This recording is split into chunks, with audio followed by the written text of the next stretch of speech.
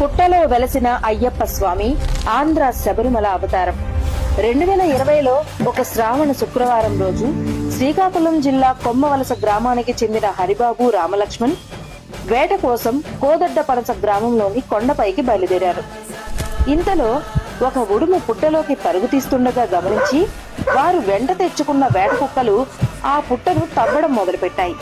అప్పుడే మట్టిలోంచి ఒక రూపం కనిపించింది. అది ఉడుము కాదు, అయ్యప్ప స్వామి తలభాగం.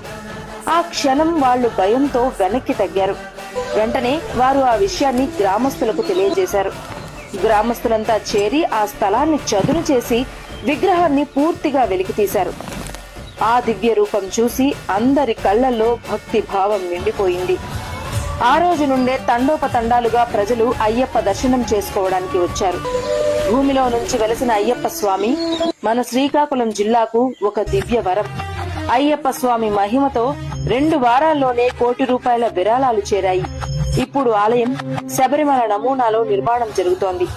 భక్తుల నమ్మకంతో వెలసిన క్షేత్రం ఇదే ఆంధ్ర శబరిమల అవతారం.